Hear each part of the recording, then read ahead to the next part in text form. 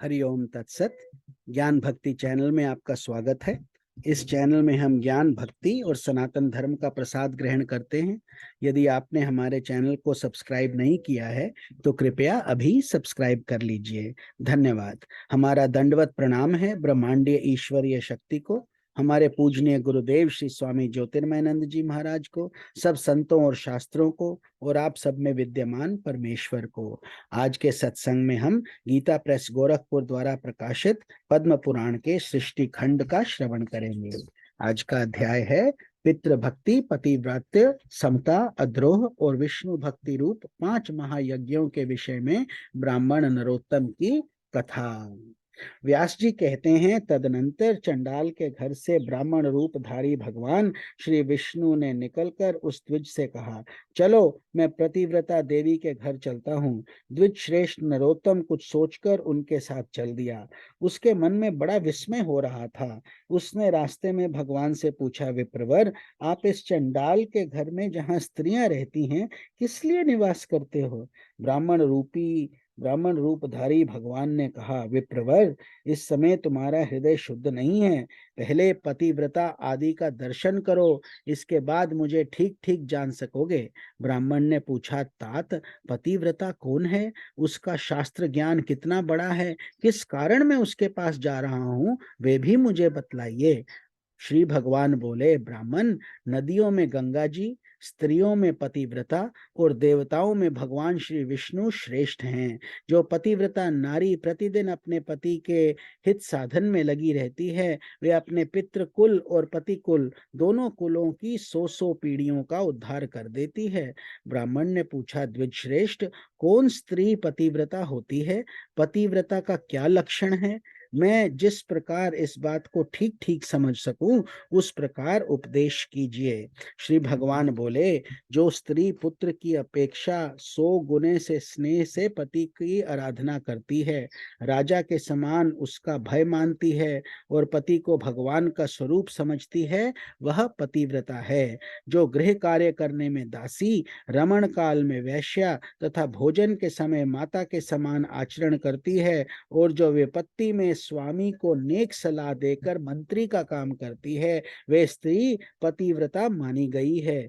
जो मन, वाणी, शरीर और क्रिया द्वारा कभी पति की आज्ञा का उल्लंघन नहीं करती तथा हमेशा पति के भोजन कर लेने पर ही भोजन करती है, वह उस स्त्री को प्रतिव्रता समझना चाहिए। जिस जिस शैया पर पति शयन करते हैं, वहां वहां जो प्रतिदिन यत्न पूर्वक उनकी पूजा करती है, पति के प्रति कभी जिसके मन में डाह नहीं पैदा होती, कृपणता नहीं आती और जो मान भी नहीं करती, पति की ओर से आदर मिले या अनादर दोनों में जिसकी समान बुद्धि रहती है, ऐसी स्त्री को पतिव्रता कहते हैं। जो साध्वी स्त्री सुंदर वेशधारी पर पुरुष को देखकर उसे भ्राता, पिता अथवा पुत्र मानती है, वही पतिव्रता है। द्विजश्रेष्ठ, तुम उस पतिव्रता के पास जाओ और उसे अपना मनोरथ कह सुनाओ। उसका नाम शुभा है। वह रूपवती युवती है, उसके हृदय में दया भरी है, वे बड़ी यशस्विनी है। उसके पास जाकर तुम अपने हित की बात पूछो। व्यास जी कहते हैं, यूं कहकर भगवान वहीं अंतर्धान हो गए। उन्हें अदृश्य होते देख ब्राह्मण को बड़ा आश्चर्य हुआ। उसने पतिव्रता के घर जाकर उसके विषय में पूछा। अतिथि की बोली सुनकर पतिव्रता स्त्री वेग पूर्वक घर से निकली और ब्राह्मण को आया देख दरवाजे पर खड़ी हो गई। ब्राह्मण ने उसे देखकर प्रसन्नता पूर्वक उससे कहा, देवी, तुमने जैसा देखा और समझा है उसके अनुसार स्वयं ही सोचकर मेरे लिए प्रिय और हित की बात बताओ। पतिव्रता बोली, ब्राह्मण, इस समय मुझे पति देव की पूजा करनी है, अतः अवकाश नहीं है, इसलिए आपका कार्य पीछे करूंगी। इस समय मेरा आतिथ्य ग्रहण कीजिएगा। ब्राह्मण बोला, कल्याणी, मेरे शरीर में इस समय भूख, प्यास और थकावट नहीं है। मुझे अभीष्ट बात बताओ, नहीं तो तुम्हें शाप दे दूंगा। पतिव्रता ने भी कहा, द्विजश्रेष्ठ, मैं बगला नहीं हूँ। आप धर्म तुलाधार के पास जाइए और उन्हीं से अपने हित की बात पूछिए। यूं कहकर वह महाभागा पतिव्रता घर के भीतर चली गई। तब ब्राह्मण ने चंडाल के घर की भांति वहां भी विप्र रूपधारी भगवान को उपस्थित देखा। उन्हें देखकर वह बड़े विस्मय में पड़ा और कुछ सोच विचार कर उनके समीप गया। घर में जाने पर उसे हर्ष में भरे हुए ब्राह्मण और उस पतिव्रता के भी दर्शन हुए। उन्हें देखकर नरोत्तम ब्राह्मण ने कहा, तात, देशांतर में जो घटना घटी थी उसे इस पतिव्रता देवी ने भी बता दिया और चंडाल ने भी बताया ही था। ये लोग इस घटना को कैसे जानते हैं? इस बात को लेकर मुझे बड़ा विस्मय हो रहा है। इससे बढ़कर महान आश्चर्य और क्या हो सकता है? श्री भगवान बोले, तात, महात्मा पुरुष अत्यंत पुण्य और सदाचार के बल पर सबका कारण जान लेते हैं, जिससे तुम्हें विस्मय हुआ है। मुने, बताओ, इस समय तुम पतिव्रता ने तुमसे क्या कहा है? ब्राह्मण ने कहा, वह तो मुझे धर्म तुलाधार से प्रश्न करने के लिए उपदेश देती है। श्री भगवान बोले, मुनि श्रेष्ठ, आओ, मैं उसके पास चलता हूँ। यूं कहकर भगवान जब चलने लगे तब ब्राह्मण ने पूछा, तुलाधार कहाँ रहता है? श्री भगवान ने कहा, जहाँ मनुष्यों की भीड़ एकत्रित हो और नाना प्रकार के द्रव्यों की बिक्री हो रही हो, उस बाजार में तुलाधार वैश्य इधर उधर क्रय विक्रय करता है। उसका मन कभी वाणी या क्रिया द्वारा किसी का कुछ बिगाड़ नहीं सकता, असत्य नहीं बोलता और दुष्टता नहीं करता। वे सब लोगों के हित में तत्पर रहता है, सब प्राणियों के समान भाव रखता है तथा ढेले पत्थर और सुवर्ण को भी समान समझता है। लोग जौ, नमक, तेल, घी, अनाज की ढेरियां और अन्यान्य संग्रहित वस्तुएं उसकी जबान पर ही लेते देते हैं। वे प्राणांत उपस्थित होने पर भी सत्य छोड़कर कभी झूठ नहीं बोलता। इससे वह धर्म तुलाधार कहलाता है। श्री भगवान के यों कहने पर ब्राह्मण ने नाना प्रकार के रसों को बेचते हुए तुलाधार को देखा। वे बिक्री की वस्तुओं के संबंध में बातें कर रहा था। बहुत से पुरुष और स्त्रियां उसे चारों ओर से घेर कर खड़ी थीं। ब्राह्मण को उपस्थित देखकर तुलाधार मधुर वाणी में बोला, ब्राह्मण, यहाँ कैसे पधारना हुआ? ब्राह्मण ने कहा, मुझे धर्म का उपदेश करो, मैं इसलिए तुम्हारे पास आया हूँ। तुलाधार बोला, विप्रवर, जब तक लोग मेरे पास रहेंगे तब तक मैं निश्चिंत नहीं हो सकूंगा। पहर भर रात तक की यही हालत रहेगी। अतः आप मेरा उपदेश मानकर धर्मा कर के पास जाइए।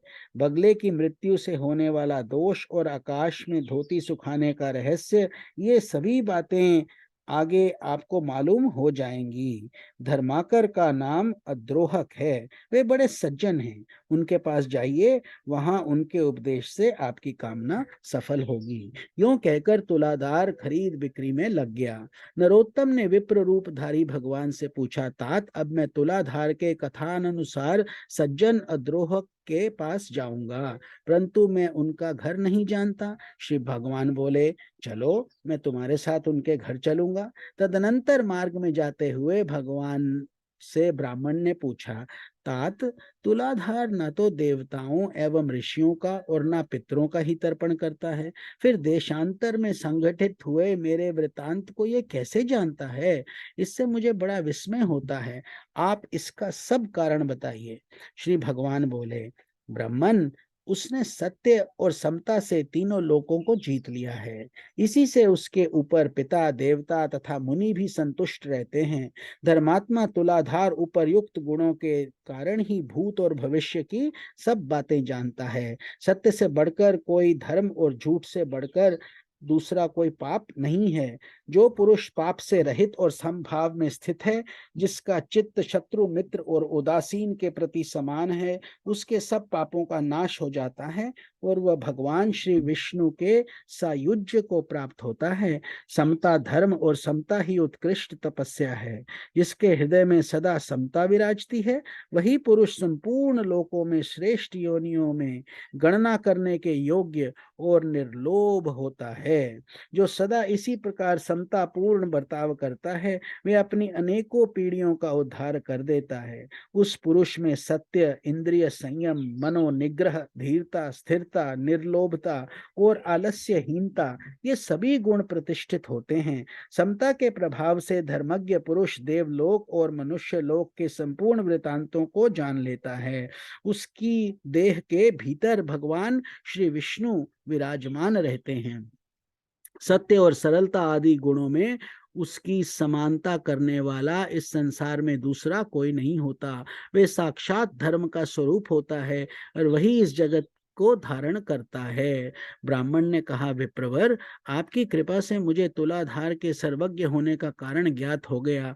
अब अद्रोहक का जो वृतांत हो वो मुझे बताइए। श्री भगवान बोले, विप्रवर, पूर्व काल की बात है, एक राजपुत्र की कुलवती स्त्री बड़ी सुंदर और नई अवस्था की थी। वह कामदेव की पत्नी रति और इंद्र की पत्नी शची के समान मन को हरने वाली थी। राजकुमार उसे अपने प्राणों के समान प्यार करते थे। उस सुंदरी भार्या का नाम भी सुंदरी ही था। एक दिन राजकुमार को राजकार्य के लिए ही अकस्मात बाहर जाने के लिए उद्यत होना पड़ा। उन्होंने मन ही मन सोचा, मैं प्राणों से भी बढ़कर प्यारी अपनी इस भार्या को किस स्थान पर रखूं जिससे इसके सतीत्व की रक्षा निश्चित रूप से हो सके। इस बात पर खूब विचार करके राजकुमार सहसा अद्रोहक के घर आए और उनसे अपनी पत्नी की रक्षा का प्रस्ताव करने लगे। उनकी बात सुनकर अद्रोहक को बड़ा विस्मय हुआ। वो बोले, तात, ना तो मैं आपका पिता हूँ, ना भाई, ना बांधव हूँ, ना आपकी पत्नी के पिता माता के कुल का ही हूँ, तथा सुहृदों में भी कोई नहीं हूँ। फिर मेरे घर में इसको रखने से आप किस प्रकार निश्चिंत हो सकेंगे?